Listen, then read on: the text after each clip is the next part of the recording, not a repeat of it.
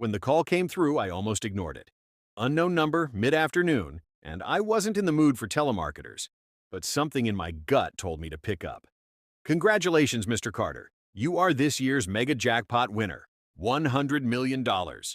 I froze. My hands shook so bad I nearly dropped the phone. 100 million. Not one. Not 10. 100. For a second, I thought it was a prank. I asked the woman to repeat it, and she did.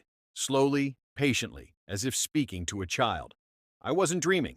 I had the numbers. I had the ticket. After years of odd jobs, late rent, and rejected applications, the universe finally threw me a lifeline wrapped in gold. I wanted to scream. I wanted to cry. But most of all, I wanted to tell Lena. I pictured it instantly. The restaurant where I had proposed to her. Candlelight, wine, maybe even the same booth where she once held my hand and said yes. I wanted to see her face when I told her. No more worrying about bills, no more fights about money. Just vacations, her dream SUV, and a house so big we'd get lost in it. For the first time in years, I felt like a man again. Driving home, the rain tapping my windshield sounded like applause. I grinned, thinking about Lena's smile. She'd been patient with me while I bounced between jobs, waiting tables and stocking shelves. She deserved this surprise. She deserved everything. I imagined sliding the winning ticket across the table like some secret card in a movie. Our new beginning. That's when my phone buzzed. A notification. I expected one of her usual, "What time will you be home?" texts. But instead, it was a message that knocked the air out of me. Ethan, I'm tired of breaking up with you. No, I don't love you anymore. I think it's good I be honest with you. I've already packed my stuff and moved in with Jake. I read it twice, hoping the rain had blurred the words. But it hadn't. Jake? My chest tightened. Jake, her manager at the diner. The guy I'd met twice, who shook my hand too firmly and never looked me in the eye. The guy Lena always swore was just a boss. My hands gripped the wheel so tight the leather squealed. My wife hadn't just left me. She had upgraded me out of her life, like an app she no longer used. I tried calling, but the line went straight to voicemail. I dialed again. Blocked. She hadn't just left. She erased me. The woman I was about to make a millionaire walked out the door for Jake. My vision blurred. Maybe it was the rain. Maybe it was tears. Either way, I didn't see the headlights until the last second. A horn blared. I swerved, tires screaming on wet pavement. The car skidded, spun, then crashed into a ditch. Pain exploded across my ribs and shoulder. Airbags popped, glass scattered. My dream evening had just turned into a nightmare. Groaning, I reached for my phone, fingers trembling. 999. My voice cracked as I told the dispatcher where I was. The ambulance arrived fast, sirens cutting through the storm. Paramedics pulled me out, strapped me down, and loaded me into the back. The rain was still falling, mixing with the taste of blood in my mouth. My thoughts weren't about the pain. They were about Lena. I prayed she'd rush to the hospital, the way wives are supposed to. But I was wrong. 2 days. That's how long I lay in a hospital bed with cracked ribs and a dislocated shoulder. 2 days staring at the ceiling, waiting for her face. The nurse came in once, phone in hand. "We called your emergency contact," she said softly. "She told us she doesn't know you." My heart didn't just sink. It shattered. I laughed, but it wasn't humor. It was disbelief. My wife didn't just leave. She disowned me like a stranger. Painkillers dulled my ribs, but nothing dulled the ache in my chest. I was invisible. Lena was out there living her new life with Jake, while I was reduced to a broken man in a hospital gown. And to think, I was about to make her the happiest woman alive. When they discharged me, the rain had stopped, but the storm inside me hadn't. I stood outside the hospital with a bag of painkillers and a heart that felt heavier than my broken bones. For a moment, I thought about going home. But home didn't exist anymore. The apartment we shared was now a crime scene of betrayal. I had nowhere to go, or so I thought. That's when it hit me. The call, the jackpot, the golden ticket that was still sitting in my wallet. While Lena was busy moving in with Jake, I was sitting on a fortune. I pulled out my phone, my fingers trembling again. Not from pain this time, but from purpose. I dialed the lottery hotline, and when the woman answered, her words sent chills down my spine.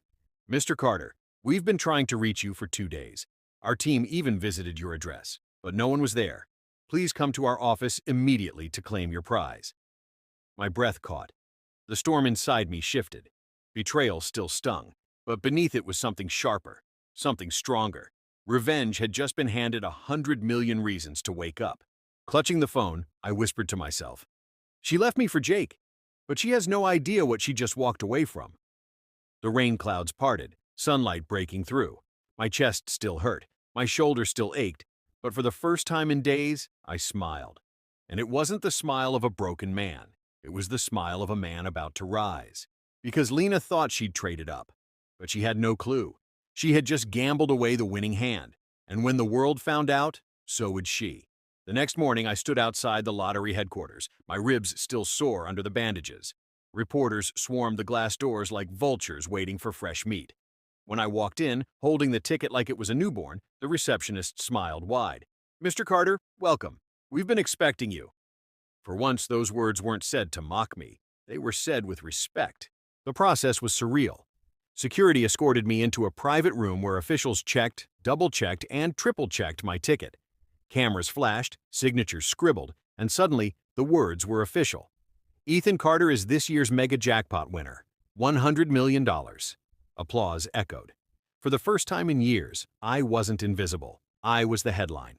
As I left the building, microphones shoved into my face, cameras zoomed in, strangers shouted my name.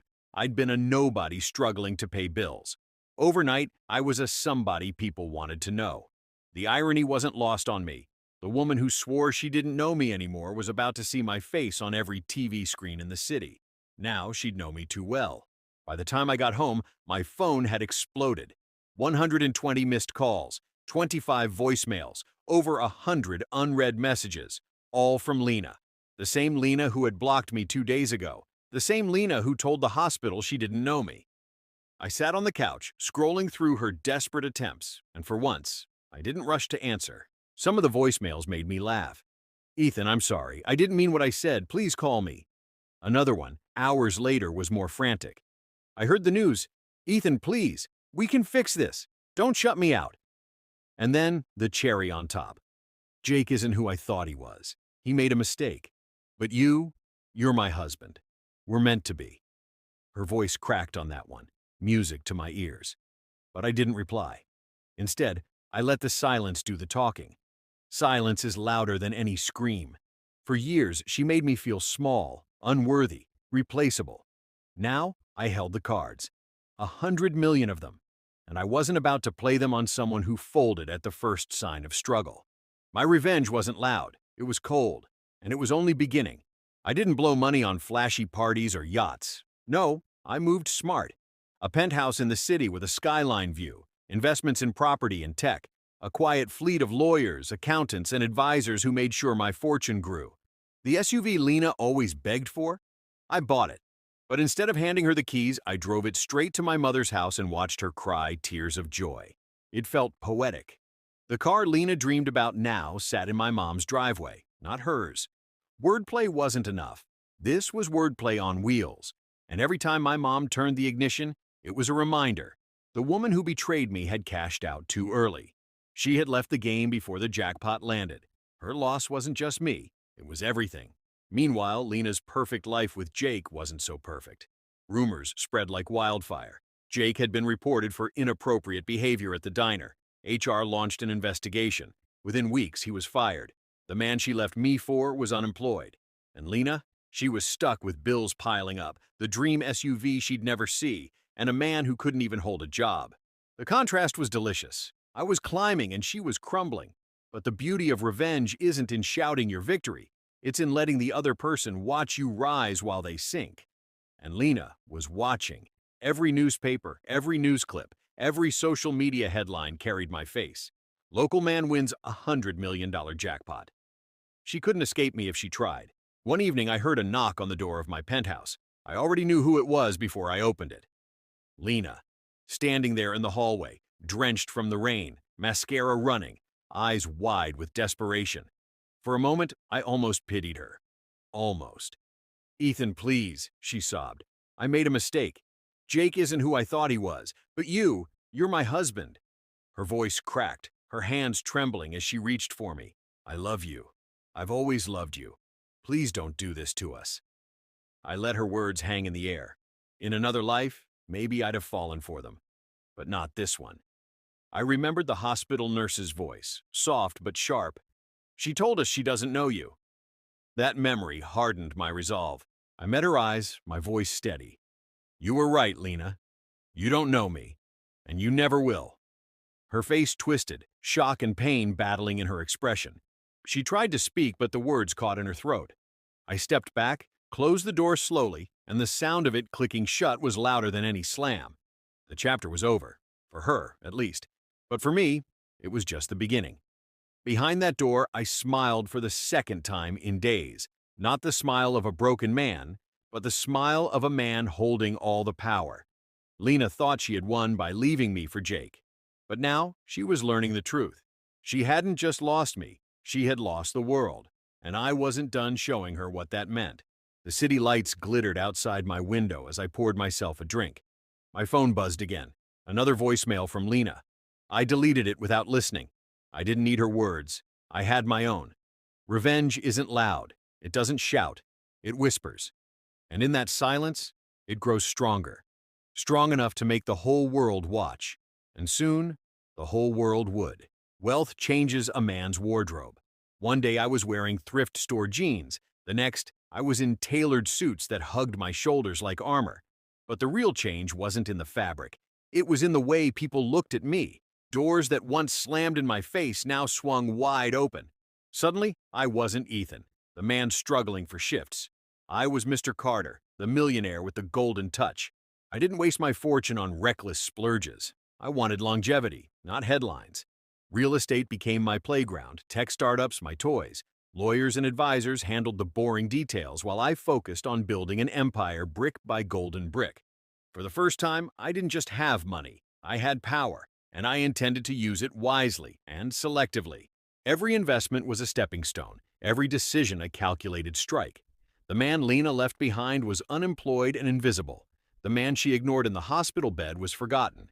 But the man I had become? He was unforgettable. My face wasn't just on the news, it was on magazine covers, websites, and television interviews. People called me the 100 million man. But money wasn't the highlight. It was freedom. Freedom to choose where I lived, who I helped, and who I ignored.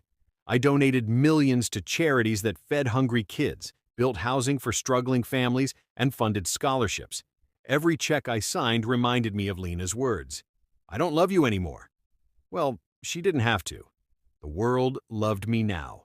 Meanwhile, Lena's world shrank to the size of a diner booth.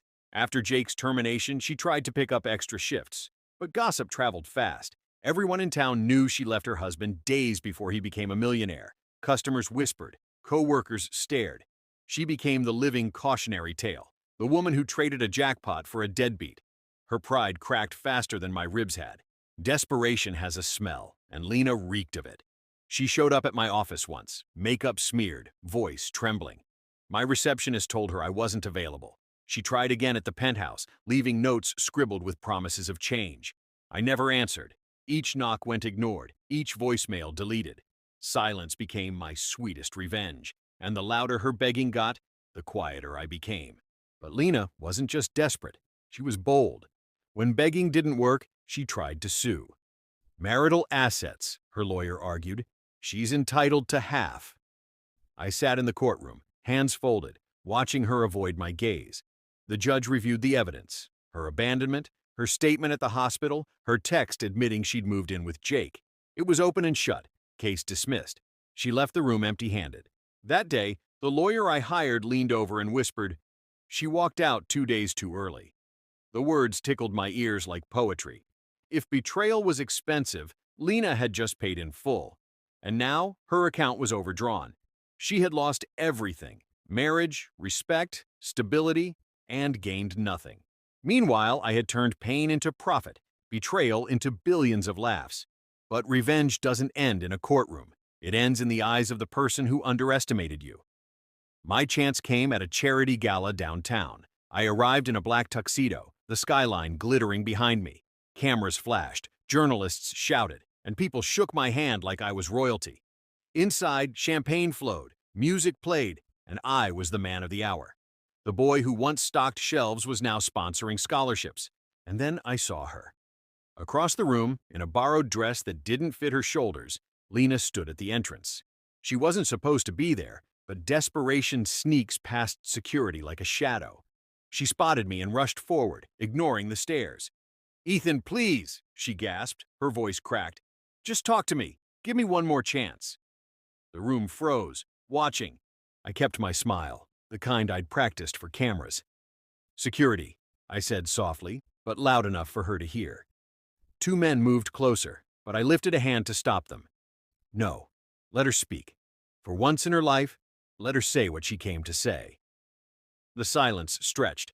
Her lips trembled. "I was wrong," she whispered. "Jake used me. I should never have left. Please forgive me." I tilted my glass, watching the bubbles rise. "Funny, when I was in the hospital, broken and bleeding, I asked for you.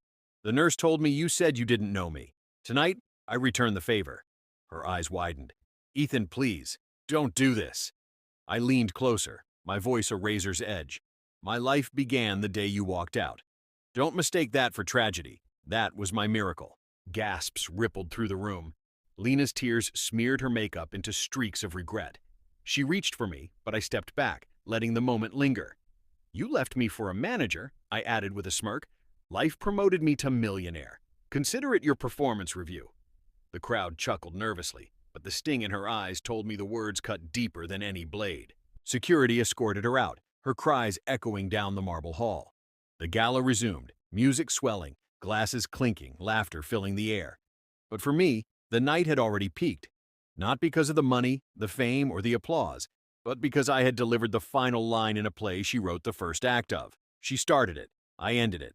Later, as I looked out at the city from the balcony, I thought about everything.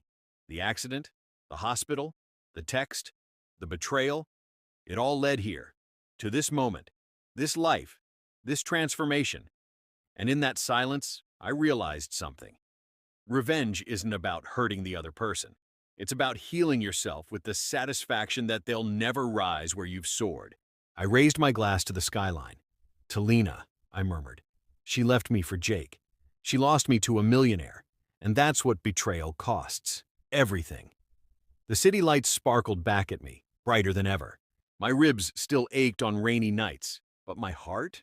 My heart had never been stronger, because I wasn't just Ethan Carter anymore. I was Ethan Carter, the man who turned betrayal into fortune. And somewhere, in a small apartment with overdue bills and a broken heart, Lena was probably watching me on TV, whispering my name into the darkness. Too bad. That man was gone. She didn't know me then, and she would never know me now.